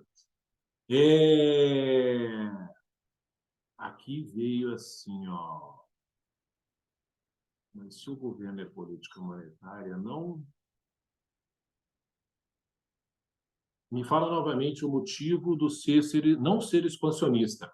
O C é o seguinte, redução de gastos governamentais, tá? Gastos governamentais, eu vou dar um exemplo muito simples, tá? O governo vai fazer uma obra lá na 381, tá? Ele vai investir dinheiro na 381. Então, ele faz uma licitação, 10 milhões de reais para fazer uma reforma lá na 381. Quando o governo faz essa licitação, a empresa que ganhou a licitação, ela vai contratar funcionários para executar a obra. esses funcionários vão ganhar dinheiro, vão ganhar salários por isso. Então, quando o governo faz uma obra, quando o governo aumenta o seu gasto na população, seja saneamento, pavimentação, saúde, quando o governo investe, ele está colocando dinheiro na economia, porque aquelas pessoas que estão executando aquela obra vão ganhar mais dinheiro e vão gastar mais. Então, investir em gastos governamentais, que é saúde, pavimentação, educação, saneamento, investir em gastos governamentais, ele aquece a economia. Reduzir gastos governamentais, ele desaquece, ele desacelera a economia. Então, quando o governo resolve não investir em gastos, não vou fazer nenhum tipo de saneamento, não vou fazer reformar nenhuma rodovia, o governo não está fazendo o papel dele no sentido de colocar dinheiro na economia, porque ali, como não vai ter obras, pessoas para executar, não vai ter pessoas gastando dinheiro. Por isso que os gastos governamentais eles são importantes para aquecer a economia. Quanto mais o governo investe em gastos para a população, gastos governamentais seria isso, esses gastos para a população, tá? Não é despesa com o governo, não. É gastos com a população, mas ele está aquecendo a economia, certo?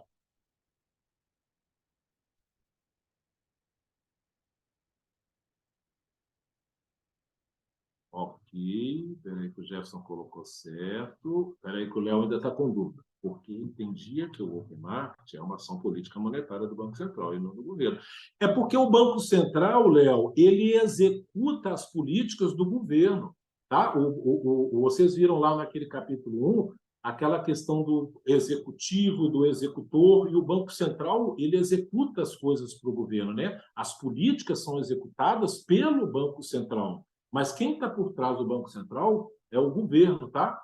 Então, é uma política monetária, sim, e o Banco Central ele pode colocar ou tirar títulos públicos, colocar título público à venda ou colocar título público para comprar através de políticas monetárias definidas pelo governo, tá? Ah, então tá. Então, ele fala tanto fiscal quanto monetário. O fiscal está mais relacionado aqui com a questão de impostos. E o monetário está relacionado aqui com a questão da taxa de redesconto, do gasto do governo e o próprio Open Market aqui na compra de títulos públicos, tá? Bora para o 15, gente? Estamos terminando, tá?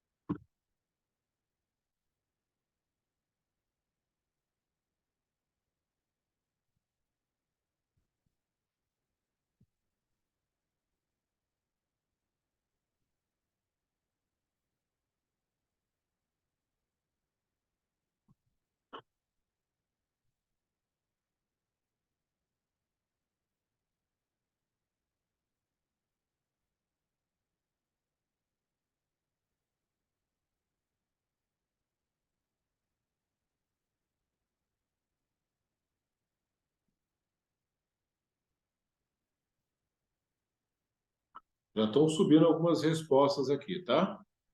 Certinho, sabe? Kathleen, ok. Yuli, ok. Matheus, ok.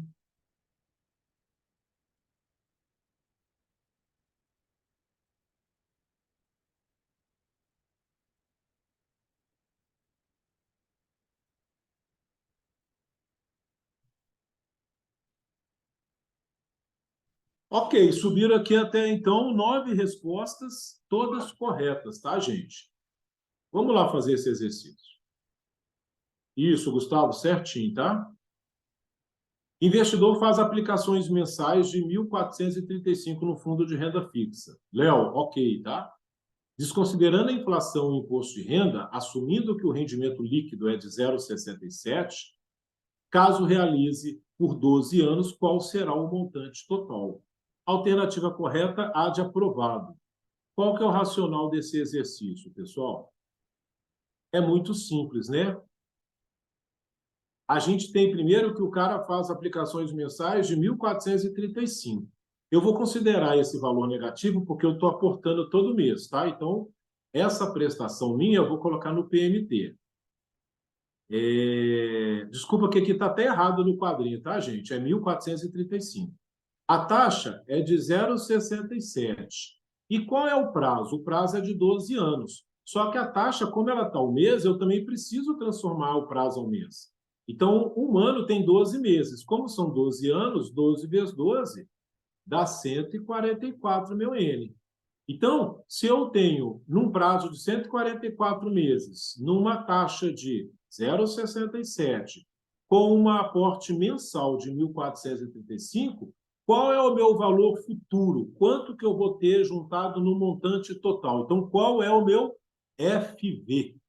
E aí, apertando a tecla FV, eu tenho 346,77, tá, gente? Então, esse exercício é para calcular montante futuro e, para isso, eu uso a minha teclinha das minhas 5 teclas mágicas aqui da HP, eu uso o meu FV. Ok? Tudo bem? 16.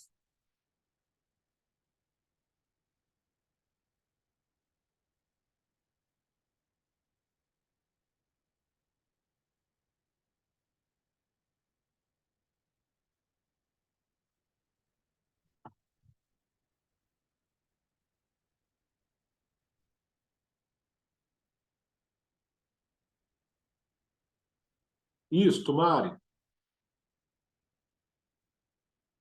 Isso mesmo, tá?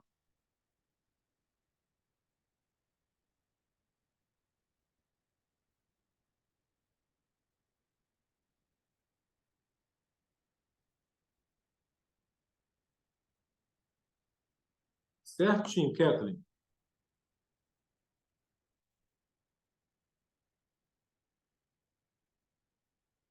Certo também, Lucas.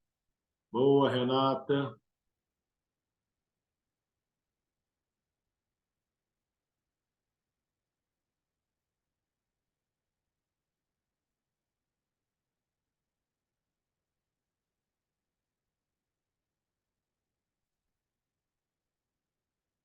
Ok, Jerônimo. Léo também, ok.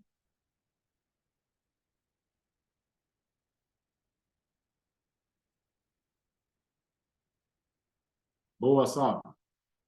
Alisson. Todo mundo acertou. Matheus, Iuli, Mari. Um casal adquire um imóvel de 500 mil, pagando uma entrada de 50 mil. Então, aqui ele não está falando que ele pagou a primeira parcela no ato, não. Ele deu uma entrada, tá? Então, aqui não tem nada a ver com o Biguinho, tá bom? Não pagou parcela, ele deu foi entrada. Financiando o restante de 240 prestações mensais iguais e a taxa é de 1% ao mês. Qual é o valor da prestação? Primeira coisa, prazo e taxa estão na mesma unidade? Prazo em 240 meses. Taxa 1% ao mês. Então está tudo certo, não preciso fazer nenhuma equivalência. Quanto que o cara financiou? Foi 500 mil. Opa, mas ele deu 50 mil de entrada. Então, na verdade, ele financiou, não foi 500, foi 450. Então, eu vou pegar nas minhas teclinhas da HP, eu vou pegar lá os 500 mil que o cara está financiando, só que ele deu 50 mil de entrada, menos, então ele está financiando 450. Vou colocar CHS, porque eu estou fazendo aqui o financiamento, e vou botar no meu PV. Então, o meu valor de presente é de 450 mil. Eu tenho o meu N, um prazo de 240 meses e uma taxa de 1%. A pergunta é, qual é o valor da prestação? PMT, 4.954. Alternativa correta, letra C de casa, 4.954. Certo, galera? Penúltimo exercício e aí a gente finaliza com o último, tá?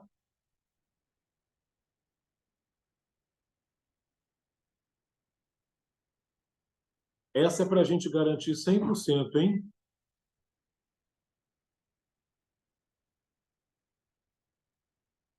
Certo, Matheus, Kathleen. Mari, Renata, Sávio,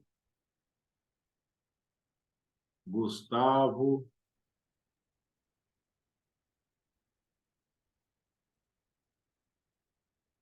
Jefferson,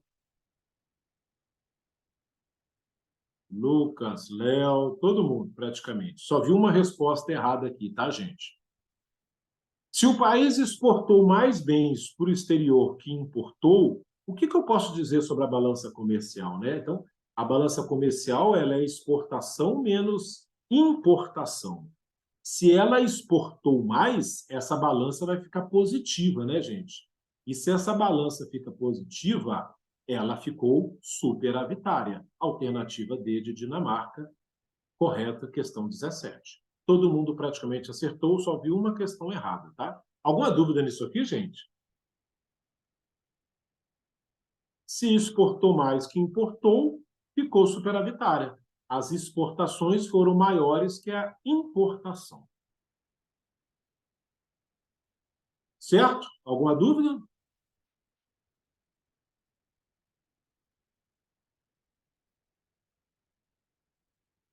Questão 18.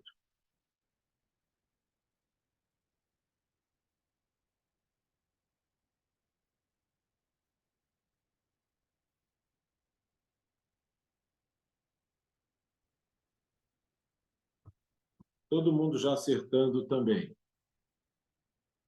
Essa aqui é a nova, é uma regra, tá, gente? De 2021. Todo mundo acertando. Eu não vou nem citar os nomes, que subiram várias aqui de uma vez, todas corretas, tá? Sobre o mandato do presidente do Banco Central, de acordo com a Lei 179, de 24 de fevereiro de 2021, é correto afirmar que, questão de prova, gente, letra B de Brasil, ele se torna fixo pelo prazo de 4 anos, com início no terceiro ano do mandato do presidente. Ou seja, o presidente do Banco Central, ele pega o presidente atual e pega parte do presidente seguinte. E isso foi determinado exatamente para que, quando mudasse o presidente, não mudasse necessariamente toda a política ali, monetária do país, indicando um novo presidente. Então, por isso que existe esse descasamento de 2 anos ali entre o presidente do Banco Central e o presidente do país, para que a gente possa dar sequência à política monetária do país, mesmo quando muda de presidente da República. Tá? Então, essa é a regra, fica muito claro para todo mundo, porque ela cai na prova. Bom? Tudo bem, gente? Pega 2 anos de um, 2 anos do outro. Última questão, para a gente fechar a nossa manhã, um cálculo de saque.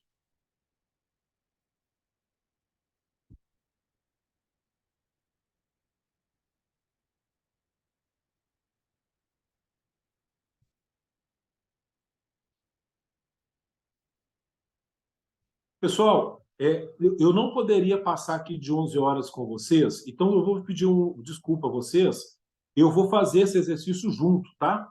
Para que a gente não... Já passou 3 minutos, então eu não vou esperar que vocês façam. Vamos fazer juntos e vocês entendam o racional aqui, tá bom?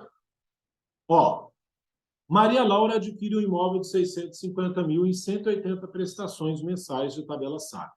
Os juros é de 10% ao ano.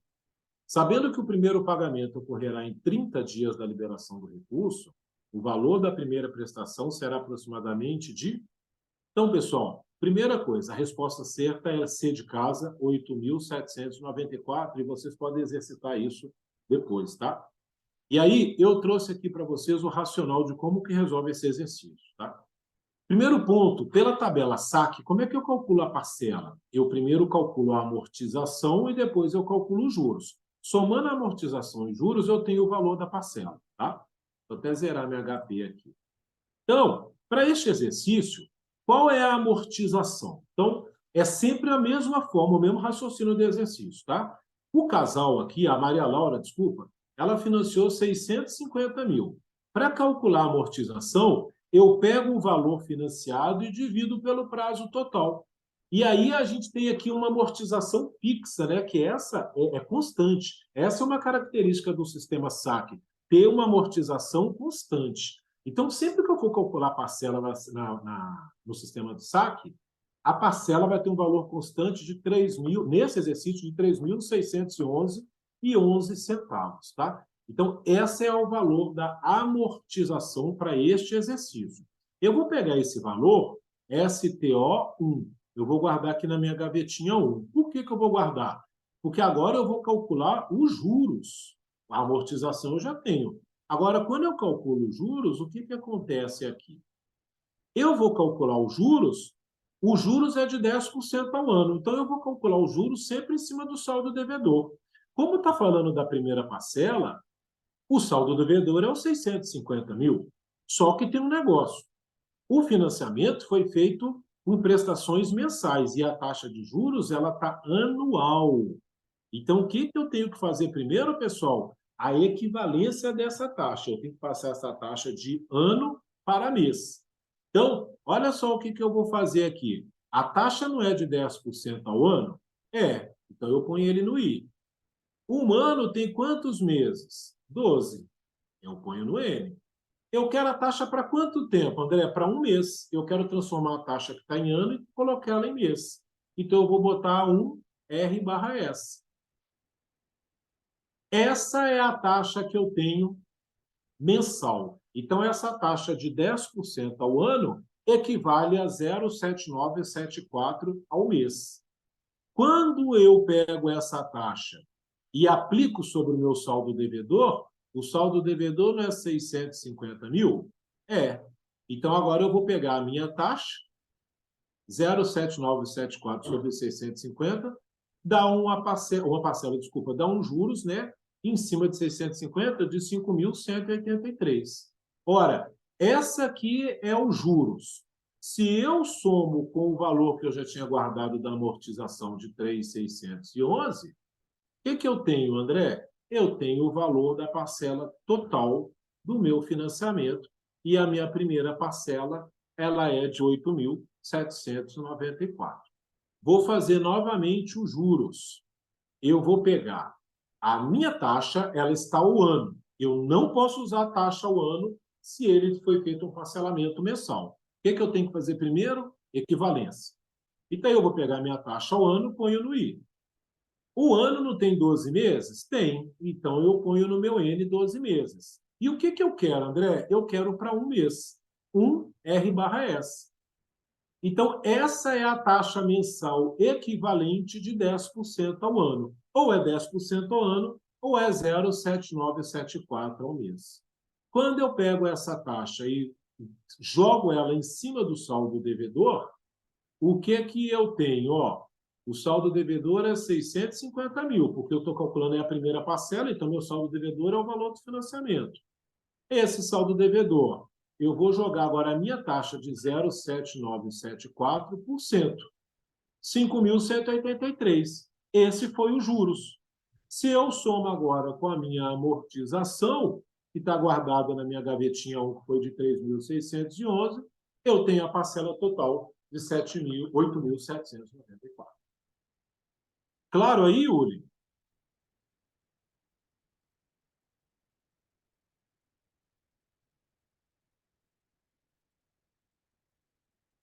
E, pessoal, passando um pouquinho do tempo, eu peço desculpa a vocês, agradeço a participação, estou super animado aí com as respostas que vocês me deram, tá muito claro o quanto vocês estão engajados e empenhados aí com esse curso da CEA. Aproveitem o curso, o Davi é uma pessoa muito bacana, um profissional muito completo, então curtem e aproveitem bastante o curso, que vocês estão no caminho certo, já deu certo, vocês vão bombar na prova e vão ser todos aprovados aqui, tá?